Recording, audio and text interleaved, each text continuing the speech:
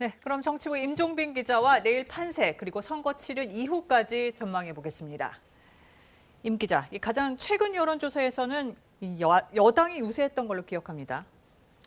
네, 그렇습니다. 지상파 방송 3사가 공표 금지 전 실시한 마지막 여론조사 결과를 보면요. 전국 17곳 광역단체장 가운데 국민의힘이 서울, 영남 등 9곳에서 우세인 것으로 나타났고요. 더불어민주당은 호남과 제주 등 4곳에서 우세로 나왔습니다. 경기와 인천, 대전과 세종이 오차 범위한 접전 양상입니다. 4곳에서. 네. 관건은 저 경합지 4곳이 어떻게 되느냐잖아요. 네. 이 대선 때 결과를 한번 보시면요. 경합 지역 4곳 가운데 대전에서는 윤석열 당시 후보가 더 많이 득표하면서 국민의힘이 총 10곳에서 이겼고요. 민주당 이재명 후보는 나머지 경기, 인천, 세종에서 이겨서 총 7곳 승리를 가져갔습니다. 지금 임 기자 얘기한 대로 국민의힘 10곳, 민주당 7곳, 이 대선 때 민심이 그대로 이어질지 궁금합니다. 먼저 국민의힘 어떻게 전망합니까? 네, 국민의힘은 당초 최소 9곳 승리, 즉 과반을 목표로 했었는데요. 네. 그런데 오늘 권성동 공동선대위원장이 이렇게 말했습니다. 8, 9곳 목표를 했는데 조금 유리하지 않는가 그런 생각은 든다라는 건데요. 이런데 이른바 국정 안정론이 우세한 유리한 구도에서 접전지에서도 나쁘지 않다는 속내를 내비친 것으로 보입니다.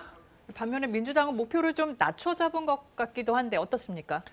민주당은 당초 8곳 승리를 목표로 했었습니다. 그런데 김민석 총괄선대본부장은 오늘 이렇게 말했습니다.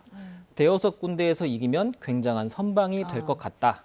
기존 우세 지역 4곳 외에 접전지 한두 곳 승리를 염두에 둔 건데 이조차도 사실 장담하기 어렵다는 게 현재 민주당 분위기입니다. 네.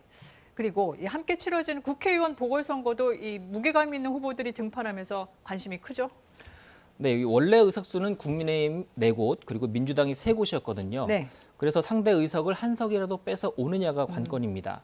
최근 여론조사에서는 인천 계양 을과 강원 원주 갑, 제주 을이 오차 범위 내 접전을 벌이고 있습니다. 보시다시피 모두 민주당 지역구였던 곳입니다. 그러네요. 이번 선거 결과 특히 수도권을 어느 쪽이 가져가느냐가 앞으로 전국에 가장 큰 영향을 주겠죠? 네, 그렇습니다. 국민의힘이 10곳 이상 차지한다면 향후 국정 운영에 탄력을 받을 것으로 보입니다. 네. 반면 민주당이 선방이라고 하는 대여섯 곳을 넘어서는 결과를 얻는다면 이번 대선 패배를 딛고 재기 발판을 마련했다 이런 평가가 나올 겁니다. 하지만 숫자보다는 역시 수도권 승패가 중요할 텐데요. 경기와 인천을 민주당이 지키느냐 아니면 국민의힘이 가져오느냐에 따라서 선거 결과에 대한 평가는 크게 달라질 수 있습니다. 네, 임종비 기자 여기까지 듣겠습니다.